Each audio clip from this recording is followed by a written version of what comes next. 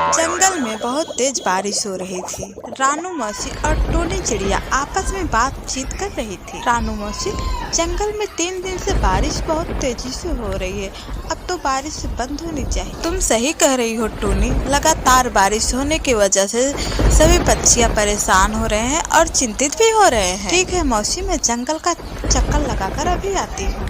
इतना बोलकर रानू चिड़िया बारिश में उड़ने लगी। टोनी चिड़िया उड़ते हुए कुछ दूर तक गई थी, तभी उसकी नजर एक बकरी के बच्चे पर पड़ी, जो कि बारिश में भीगता हुआ बकरी का बच्चा कांप रहा था। अरे ये तो बकरी का बच्चा है, ठंड के नाते बहुत कांप रहा है, लगता है ये रास्ता भूल गया है। टोनी चिड़िया इतना कहा ही था, तभी उसकी नजर बकरी के बच्चे से कुछ ही दूर पास एक भेड़िया खड़ा था।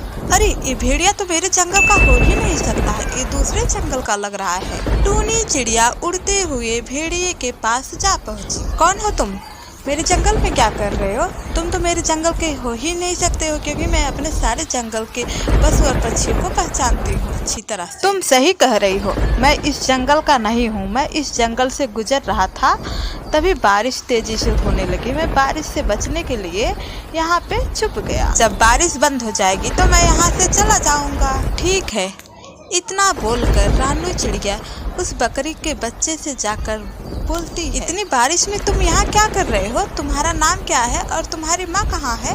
मेरा नाम गोलू है और मैं खेल रहा था। खेलते खेलते मैं बहुत दूर तक चला आया और रास्ता भी भूल गया और मैं घर का रास्ता भी भूल गया हूँ।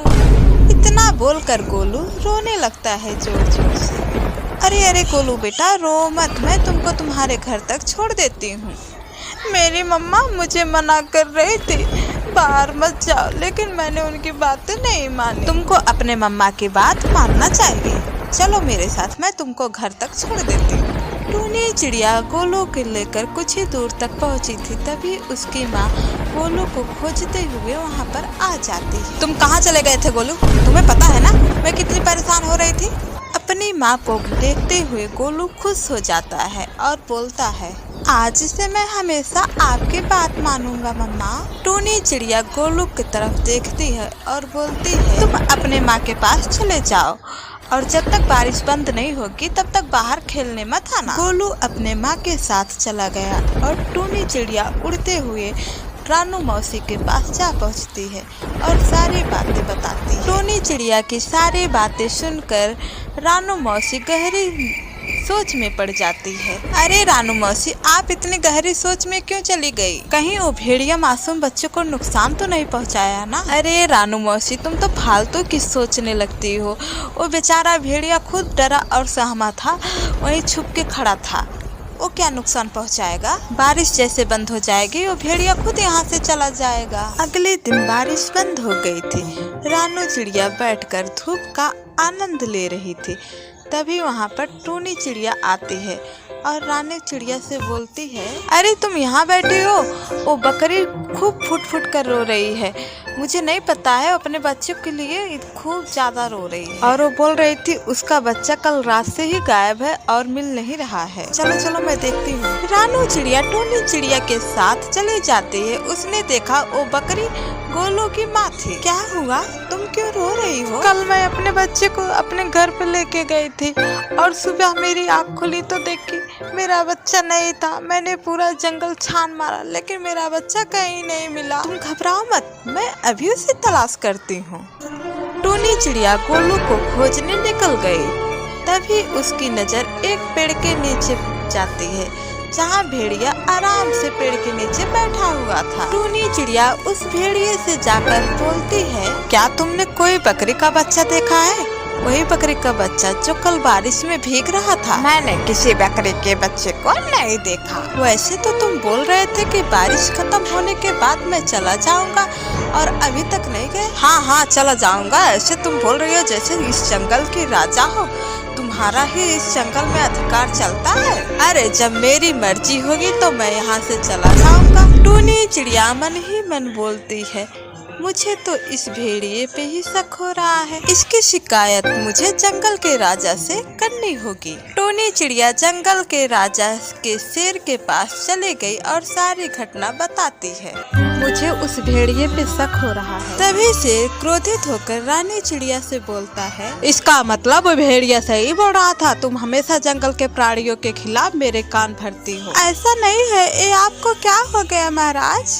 तभी टूनी चिड़िया ने दूसरी तरफ देखा, वो भेड़िया दूसरी गुफा की तरफ से गोलू को लेकर महाराज शेर के पास आ रहा था। भेड़िया बकरे के बच्चे को लेकर शेर के सामने खड़ी हो गई। महाराज, जब मुझे पता चला कि बकरी का बच्चा कल से गायब है तो मैं उसे तलाश करने के लिए निकल गया, मगर मैं जानता था कि टूनी चिड़िया मेरे खिलाफ कान भरने जरूर आएगी, इसलिए मैंने ही आपको सब कुछ पहले ही बता दिया था। महाराज, इस टूनी चिड़िया के कारण दूसरे जंगल के प्राणी आपके जंगल में नहीं आ रहा है। शेर टूनी चिड़िया की ओर देखकर बोलता है, टूनी चिड़िया, तुम तो कह रही थी कि बकरी का बच्चे को भेड़िया ने मार डाला, लेकिन इस भेड़िया बेचारी ने तो बकरी के बच्चे को सही सलामत यहाँ पर लाया, अब तुमको सजा मिलेगी। इतना कहकर शेर ने अपने सिपाहियों को आदेश दे दिया और टूनी चिड़िया को पिंजरे में बंद कर दिया। शेर भेड़ियों को देखकर बोलता है, भेड़िया, जब तक तुम्हारा इच्छा कहे तब तक तुम इस जंगल में रह सकते हो। भेड़िया तुरंत खुश होकर वहाँ से चला जाता है और इधर मन्नू चिड़िया सारे दृश्य को देख रही थी। वो तुरंत रानू चिड़िया के पास जाकर बोलती है, रानू मौसी, कुछ कीजिए, जंगल के शेर राजा ने टूनी चिड़िया को बंदी बना लिया है।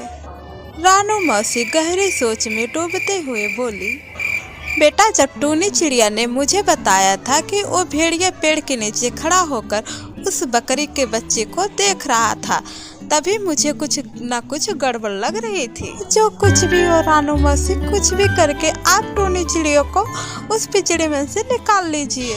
चिंता मत करो टुनटुनी, हम कुछ करते हैं। फिलहाल मुझे उस भेड़िए पर नजर रखनी होगी। पहले हमें पता चलना चाहिए कि भेड़िए के दिमाग में क्या चल रहा है, आखिर वो किस मकसद से इस जंगल में आया है। रानू मौसी और टुनटुनी चिड़िया उस दिन से भेड़िए पर नजर रखने लगी। वह भेड़िया दिन भर जंगल में घूमता और दूसरे जानवरों का मांस छीनकर खा लेता है। जब कोई जानवर अपना मांस देने में आनाकानी करता तो भेड़िया खुद का जंगल के राजा शेर का दोस्त बताकर उसे धोस दिखाकर वो मांस छीनकर खा लेता है। एक दिन भेड़िया टहलते टहलते गोलू बकरी के घर के नजदीक पहुंच गया। गोलू अपने घर के बाहर खेल रहा था। भेड़िया उसे अजीब नजरों से देख रहा था, मगर भेड़िया को अंदाजा नहीं था कि रानू मौसी उस पर नजर रखी हुई है। रानू मौसी तुरंत टुनटुनी की ओर देखकर बोलती है, टुनटुनी बेटा, जल्दी से जाओ, महाराज को बुला लाओ। लेकिन क्या महाराज मेरी बात सुनेंगे? मुझे नहीं पता है बेटा, तुम चाहे जैसे करके महाराज को यहाँ पर जल्दी से जल्दी लेकर आओ। मुझे इस भेड़िए के इरादे कुछ भी सही नहीं लग रहा है। टुनटुनी चिड़िया रानू मौसी की बात सुनकर उड़ते हुए सीधे जाकर जंगल के राजा शेर के पास जा पहुंची। यहाँ पर क्यों आई हो टुनटुनी? महाराज, आपको इसी वक्त अभी मेरे साथ चलना होगा। मुझे अब चिड़ियों पर भरोसा नहीं रहा। सोच लीजिए महाराज, कहीं ऐसा ना हो आगे चलकर आपको पछताना पड़े। लेकिन तुम मुझे कहाँ ले जाना चाहती हो? महाराज, आप मेरे साथ चलिए और देख लीजिए अपने आँखों से मैं आपको क्या दिखाना चाहती हूँ। शेर राजा टुनटुनी चिड़िया के साथ सीधा उस जगह पर चला गया। तभी रानू मौसी शेर से बोलती है, महाराज, उस पेड़ के पीछे छुप जाइए और स्वयं अपने आँखों से खुद देख लीजिए। रानू मौसी के कहने पर शेर राजा पेड़ के पीछे छुप गया और भेड़िया गोलू के पीछे जा रहा था। तुम्हारा मांस खाने का मन कर रहा है मुझे। आप ये क्या कह रहे हैं? जब पिछली बार मैं खो गया था तो आपने ही मुझे बचाया था ना, आप ही ने मुझे जंगल के राजा शेर के पास लेके गए थे ना। मूर्ख बकरी के बच्चे, वो तो मेरी चाल थी। तुझे फंसाने के लिए मैं जानता था कि टुनटुनी चिड़िया इस जंगल के सबसे तेज दिमाग की है। मैं टूनी चिड़िया को फंसाने की योजना बनाई थी। मैं कुछ कुछ समझा नहीं, ये आप क्या कह रहे हैं? जब तू सो रहा था ना तो मैं तुझे मुंह में दबाकर जंगल के दूसरे हिस्से में तुझे छोड़ आया था और फिर खुद तुम्हें जगाकर मैं महाराज शेर के पास छोड़ आया। लेकिन उस मूर्ख शेर ने टूनी चिड़िया को दोषी मान लिया। लेकिन अब मुझे कोई खतरा नहीं है, अब मैं तुझे खा भी जाऊंगा तो जंगल के शेर राजा कभी भी मेरे ऊपर शक नहीं करेंगे। तुझे खाने के बाद मैं जंगल में अपनी मनमानी शुरू कर दूंगा। इतना बोलकर भेड़िया गोलू बकरी के बच्चे के ऊपर हमला करने वाला था। तभी शेर दहाड़ता हुआ वहां पर आ जाता है और भेड़िया शेर को देखकर घबरा गया और बहुत ज्यादा डर गया था। तो ये थी तुम्हारी चाल, तुमने मेरे सबसे विश्वसनीय पक्षी को, जंगल की सबसे होशियार और दिमागदार पक्षी को मेरे ही हाथों बंदी बनवा दिया। अब तो मैं तुम्हें नहीं छोड़ूंगा। इतना बोलकर शेर ने भेड़ियों को तुरंत उसी समय उसे मार दिया और रानू मौसी की तरफ देखकर शेर बोलता है, रानू मौसी मुझे क्षमा कीजिए, मुझसे बहुत बड़ी गलती हो गई। कोई बात नहीं महाराज, भेड़िया बहुत ज्यादा चतुर और दिमागदार था, उसने आपकी आंखों में पट्टी बांध दी थी। शेर राजा ने टूनी चिड़िया को आजाद कर दिया, लेकिन इस बार सबकी हीरो रानू मौसी बन गई। अगर कहानी पसंद आई हो तो वीडियो को लाइक करके चैनल को सब्सक्राइब करो।